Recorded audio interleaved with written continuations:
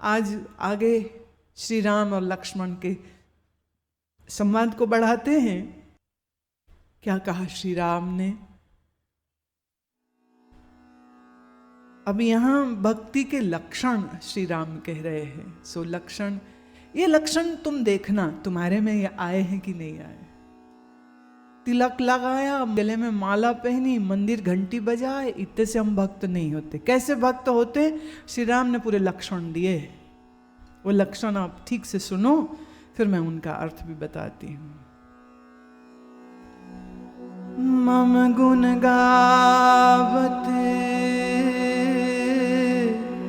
पुलक शरीरा, गद गद गिरा नयन बह नीरा, काम आदि मद दंभ न जाके, तात निरंतर बस में ताके, बचन कर्म मन मोरी गति,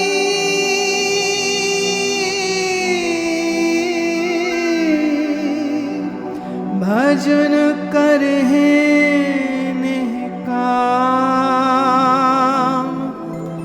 तिनके हृदय कमल महू,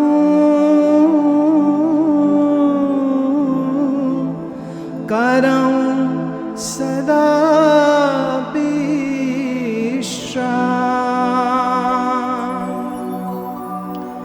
तिनके हृदय कमल महू, करऊं सदा विश्राम।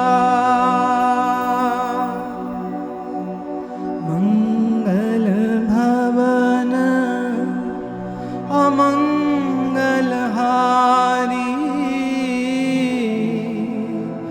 द्रवं सुदशरथ अजर बिहारी।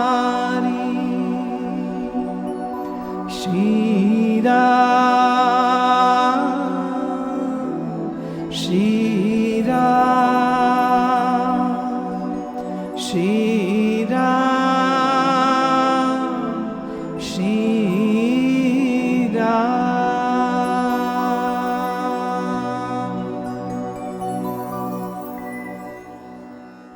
राम कहते हैं मेरे गुण गाते हुए में पुलक शरीरा।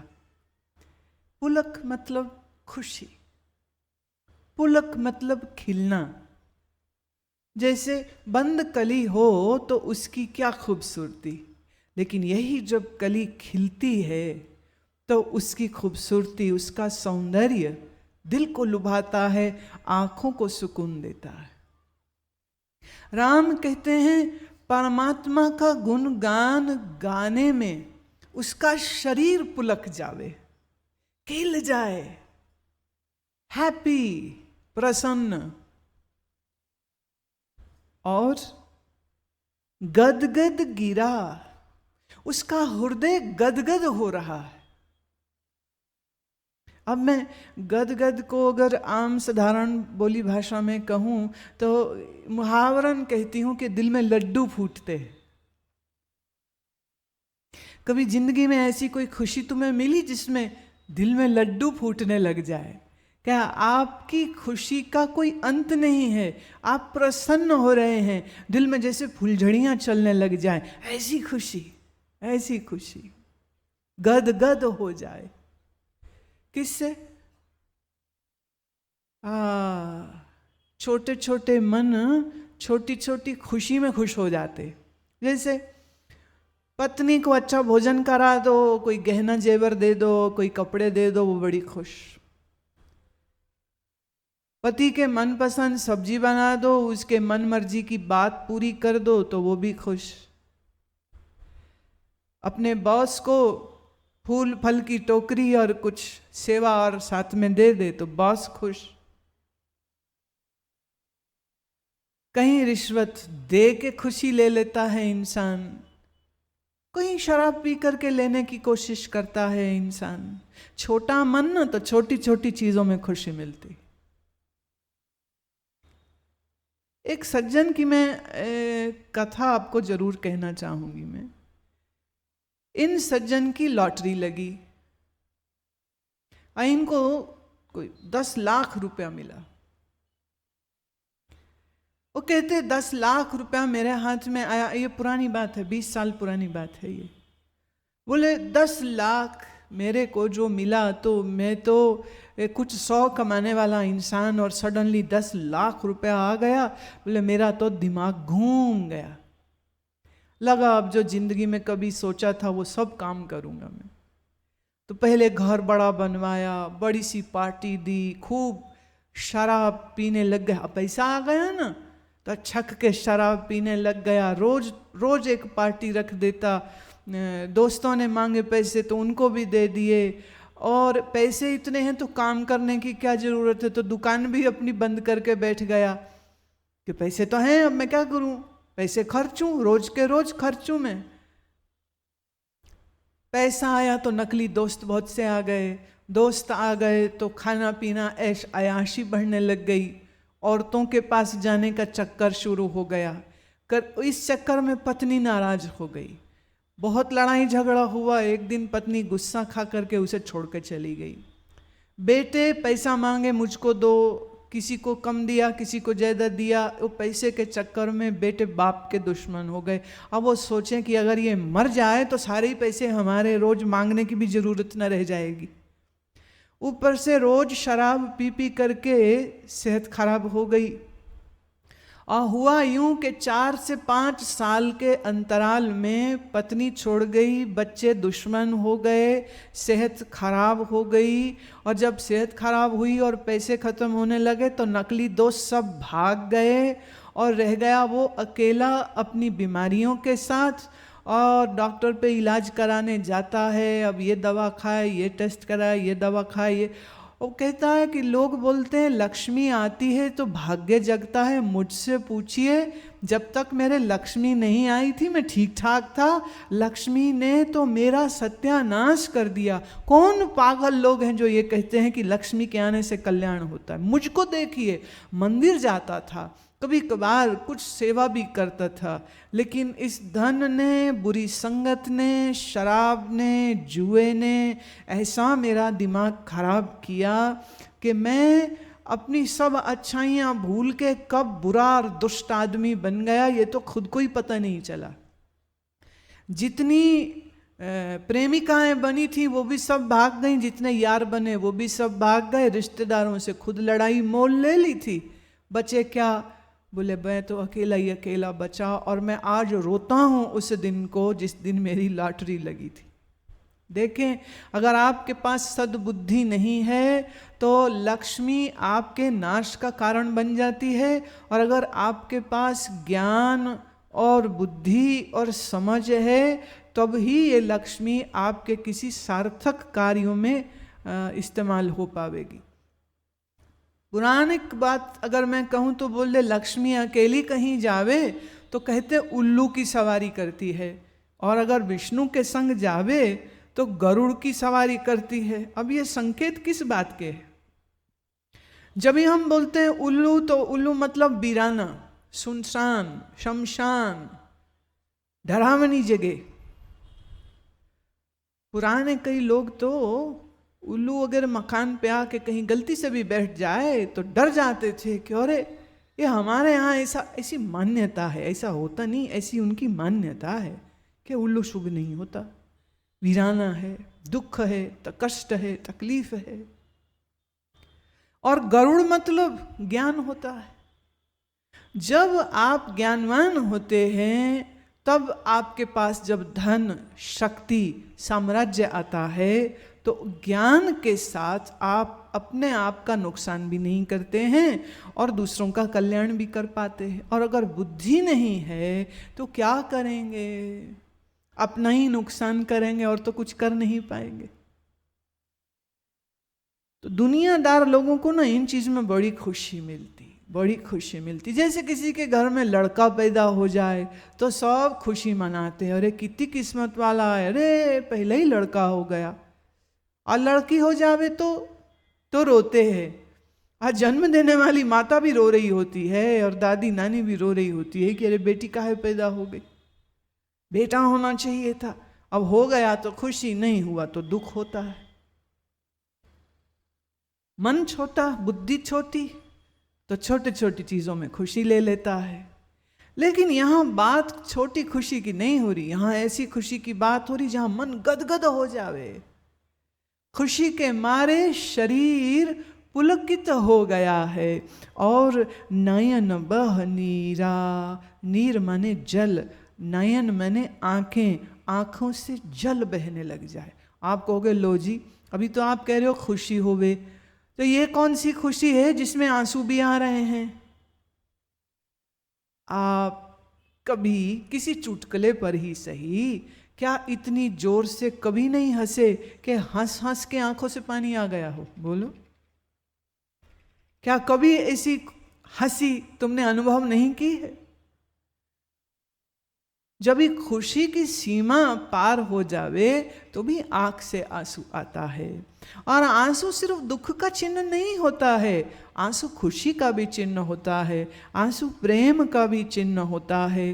तो श्री राम क्या कह रहे हैं? पहला, मम गुण गावत पुलक शरीरा। एक, प्रभु का गुण गाना कोई मजबूरी नहीं है, कोई डंडा नहीं सिर पे लगा के भजन करना चाहिए, पर भजन करने में इतना रस है, आनंद है कि उस आनंद में सीमा तोड़ जाता है मन, तो खुशी के मारे और प्रेम के मारे आंखों से आंसू बहने लग जाते। मुझे नहीं पता आपके जीवन में कभी ऐसी घड़ी आई है या नहीं आई है।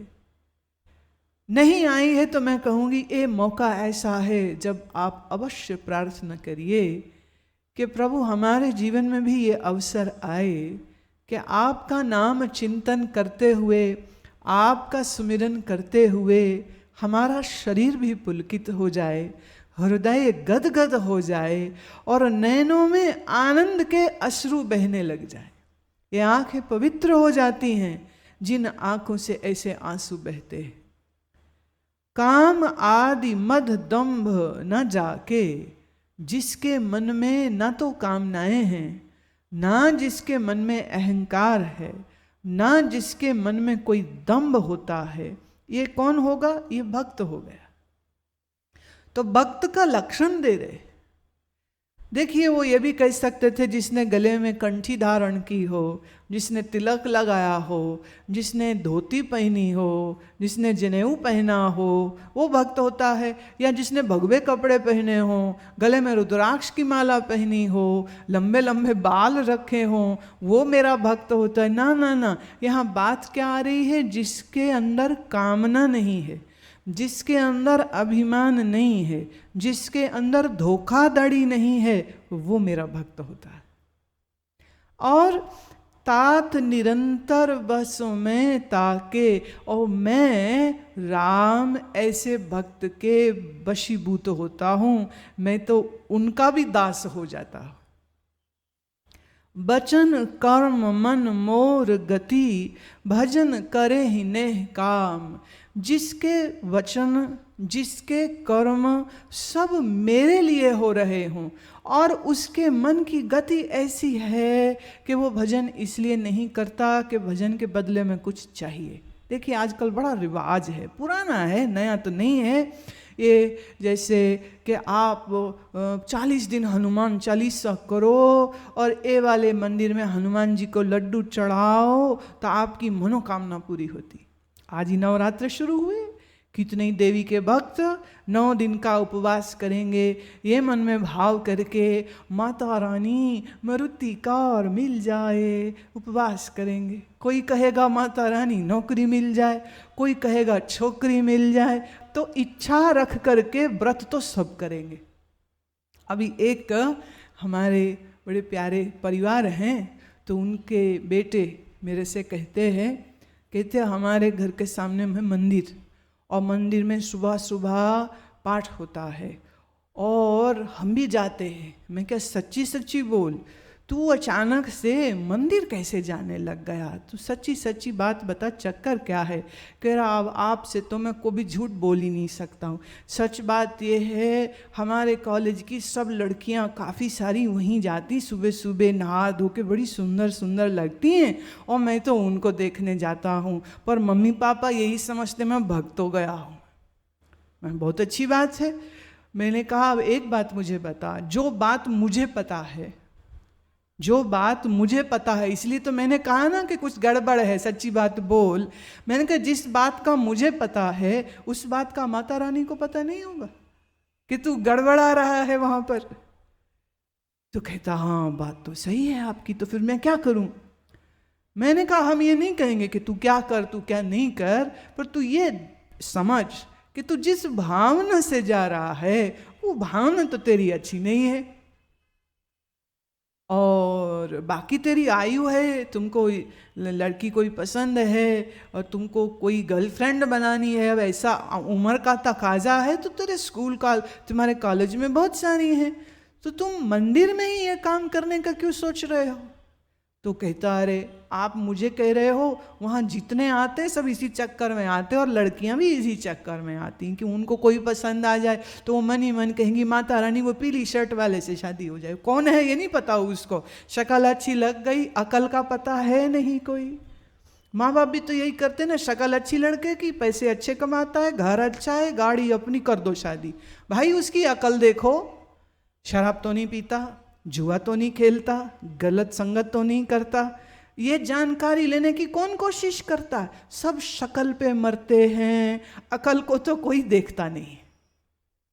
अच्छा एक बात मुझे बताइए, जीना आपने अकल के साथ है कि शक्ल के साथ? सुंदर शक्ल हुई तो क्या हुआ, जो अकल ना हुई तो घर में बैंड बजा देगी सबका।